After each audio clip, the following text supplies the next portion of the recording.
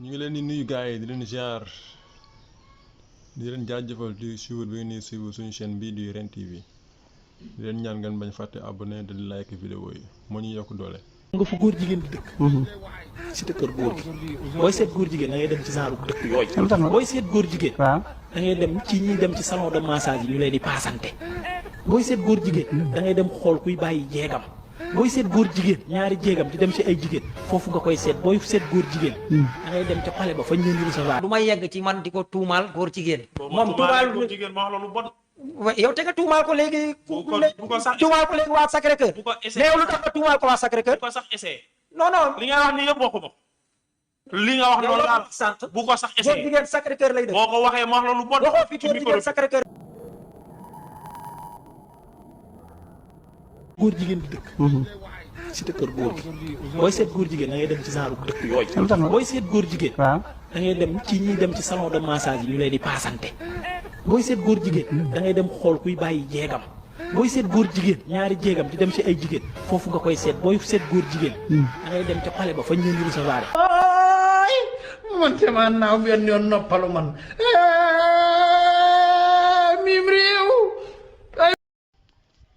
vraiment ñàkk jom weesuwul lii yow ñu ngi la fekk yaa ngi nekk ci mbooloo ñuy dox nekk ay góor jigéen yor seeni drapeau yow ñu la gis yaa ngi ci biir sol sa yére am affiché ci drapeau sa verre yi sax boo koy xool dafa mel ni ni muy briller drapeau góor jigéen la ba pare nga jàpp doomu jàmbur ji di ko taxé la góor jigéen yow nan lañ la war a woowee yow sa tur bi rek moo ñu xaw a jaaxal waroo woon tudd Ahmed. mais vidéo bi viral bi noonu ñu naan moom la Ahmed la dañ ko montage booy Pastef yi ñoo ko teg ñi naan lan nga wax ci vidéo bi. du montage maa ko publier sama TikTok. sa TikTok.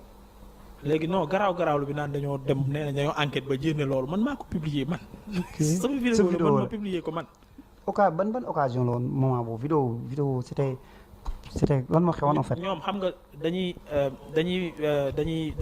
dañuy kàcc midi. am benn kilifa bu naan ma bàyyil di leen wax fen moo tax may rafetal nii. te comme man damaa naturel. maa ngi wër moo bi mais dañ ma bàyyi rek ma waxee noonu dañ may baal quoi dañ may comprendre man nii laa mel. ñun dañoo nekk noonu ñooñu di romb. man ak samay demee damaa fi ñooñu di romb. teg seen sound ma dugg fecc expliqué wu ma leen de ñoom laay expliqué de man lu lañ jàpp ñoo xam fii nii bu la waa Pastef sosalee rek ku baax nga. Pastef bu ñu sosal jour boobu jàppal ne kooku. mais dama tax nga dem fekk leen ñuy taxaw ngay fecc d'autant plus que yaa ngi gis.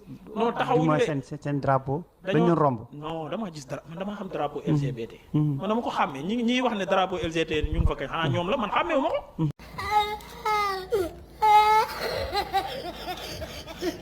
loolu moo indi coow li.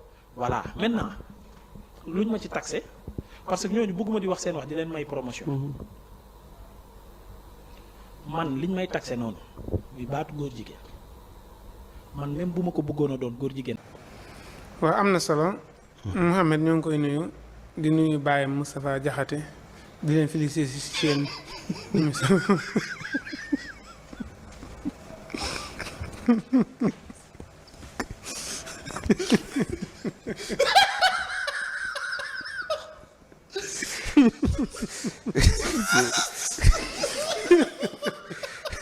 voilà. kon loolu yow déjà gis nga booy noonoo ak nit dafay bu baax nga dajale argument bañ a topp sa xol de trop parce que xol du jàngat xel mooy jàngat. sant bu ko sax góor essayé. jigéen Sacré-Cœur lay def. boo ko waxee ma wax la lu bon. waxoo fi ci góor micro jigéen bi. Sacré-Cœur lay dëgg li nga wax yëpp waxu ma ko. mais wax ko loolu di traversé sa xel laa bu mu jénn sa làmmiñ. man waaw dama lay wax rek pour mu leer. xam nga nag kaay ma wax la. dama lay wax rek pour mu def leer. naa lépp ba mu des ragal. non wallaahi non soxla ma nga ragal ma ci soxla ma nga ñëw si boo ma ko waxee ma wax la lu bon. man lu ñu war ta wax. man doo ma ah dama lay wax rek. ma waxee lu ma bon ma duma la yaa xam loo man ci wax. duma la ko wax. sama yoon nekk ci li nga wax. bu mu sax génn sax bu mu sax génn. Ahmed na nekk fii bu mu sax nekk fii. loolu sama équipe yaa xam de sama équipe pare moo naa ma ko mayut mais lu ma ragal ci àdduna amut. yaa yow xam. bu ma la doon kii lu dul saaga wala xas mënoo ko ci man te boo ma ko defee mën naa laa duma ba nga tëdd wallaahi laa lay wax loolu parce que man mi toog même mi yàq maa ko wax du ma ko wax man ci àdduna du ma wax nit ki lu ma ko war ta wax parce que avant dara suñu borom laa gëm te daf maa wax ma moytu tooñ bëgguma laa tooñ waxuma du ma ko tooñ de parce que mën naa koo tooñ te yëguma ko mais du ma ko tooñ te di ko tay parce que sama tiyaaba yi yéene mu mais bu dee ragalu ma ko wax keneen ku dul yow sax du nangu góor jigéen ay bañ maanaam man bu ma décidé woon de damaa bëgg a nekk góor jigéen sax góor jigéen moo naan wóoy maa bañ